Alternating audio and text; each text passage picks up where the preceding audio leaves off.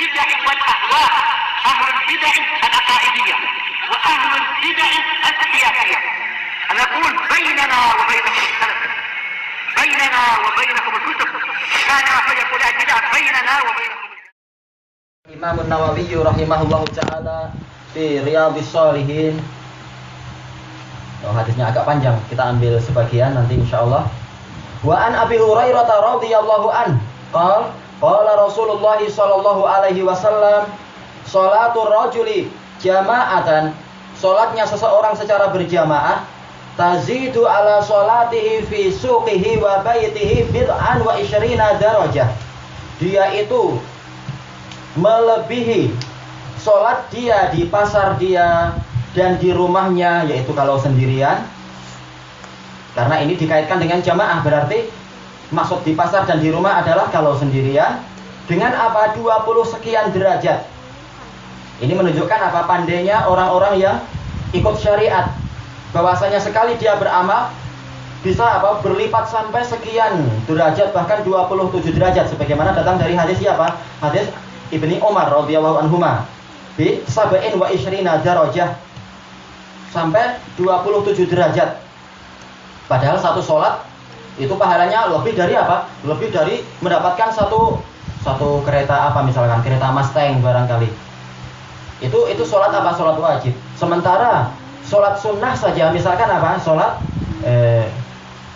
qoblal fajr, maksudnya qoblal subuh itu 2 rakaat. Rasulullah mengatakan rakaatul fajri khairum minad dunya wa ma 'alaiha. 2 rakaat fajar itu lebih baik daripada dunia seisinya. Padahal dunia seisinya itu penuh, itu sudah ada berapa jongkok emas, sudah ada berapa kereta, ada berapa berbagai macam perhiasan. Itu baru apa?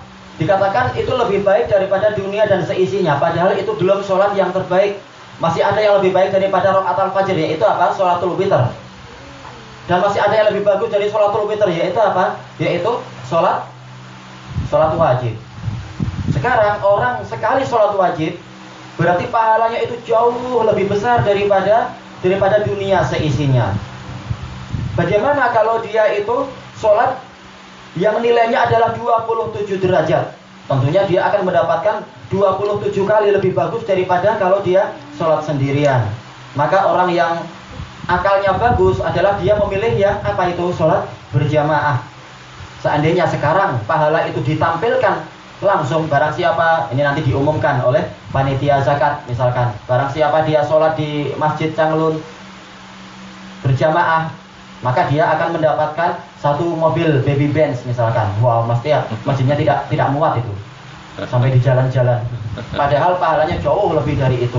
Bagaimana kalau diumumkan dia mendapatkan 27 kereta? Wah, jelas seluruh negeri akan sholat juga semuanya. Padahal pahalanya jauh dari sekedar kereta, jauh lebih dari itu. Hanya saja Allah menguji keimanan, mau tidak dia untuk pahalanya itu ditunda. Bukan sekarang, tapi nanti di hari yang nilainya itu 1 harinya adalah 1000 tahun. Sekarang 1 hari nilainya 1 hari. Itu pun keretanya barangkali dalam jarak 10 tahun sudah mulai rusak, sudah mulai batuk-batuk dan sebagainya. Kalau tidak terkena accident misalkan. Baik, sekarang memang sedang diuji. Kemudian berikutnya wadzalika, yang demikian itu apa yang menyebabkan pahala dilipatkan sekarang?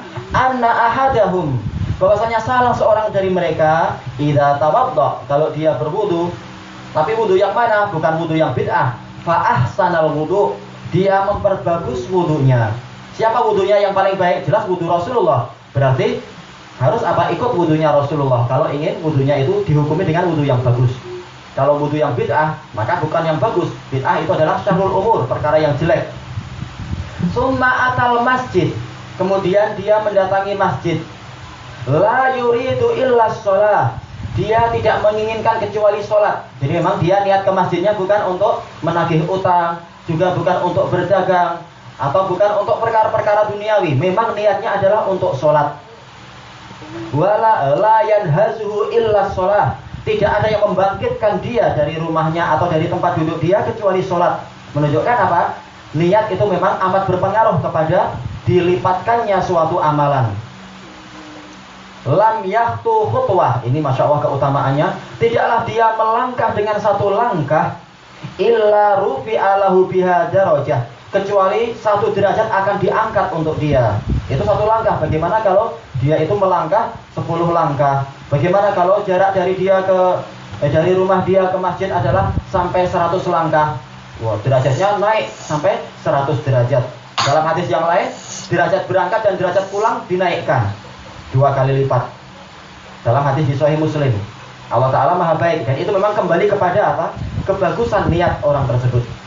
Wa hutta anhu biha khati'ah, dan akan dihapuskan dari dia dengan langkah dia tadi itu 1 langkah. Ini betul-betul langkah yang diberkahi. 1 langkah derajatnya dinaikkan dan dosanya itu dihapus. Hatta yadkhulal masjid, sampai dia masuk ke masjid. Makanya termasuk fikihnya Ibnu Mas'ud radhiyallahu anhu, kalau beliau berangkat ke masjid langkahnya diperkecil. Diperkecil sehingga apa? Biar derajatnya makin banyak. Tapi tidak perlu kita mempersusah diri sendiri. Biar langkahnya banyak, aku melangkah 5 kali, mundur lagi 5 kali, maju 5 kali, mundur. Kapan sampainya? Tidak perlu susah-susah semacam itu. Baik, fa idza dakhala al-masjid, maka apabila dia sudah masuk ke dalam masjid, kana fis shalah, maka nanti sholatu hiya tahbisuh.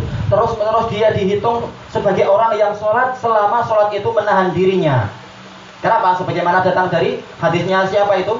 Abdullah bin Salam. Rasulullah SAW mengatakan apa?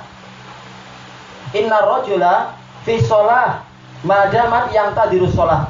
Selama dia itu menunggu sholat. Jadi walaupun dia belum sholat, mungkin imamnya belum datang, tapi kalau dia memang niatnya memang mau sholat berjamaah, maka terus waktu penantian itu dihitung sebagai sholat. Masya Allah, ini kebaikan Allah Ta'ala. Bentuk diantara apa? Pahala niat yang bagus. Kemudian kalau dia sudah selesai sholat dan dia menunggu kepada sholat yang berikutnya, maka dia dihitung terus menerus sholat. Dan itu menunjukkan apa? Derajatnya terus naik. Padahal dia tidak sedang sholat, tetapi niatnya adalah menanti sholat yang berikutnya. Sebagaimana datang dari hadis Abi Hurairah. Insya Allah akan dilewati juga di kitab ini. Selama sholat itu yang menahan dia untuk tidak keluar masjid, maka dia dihitung terus bersolat.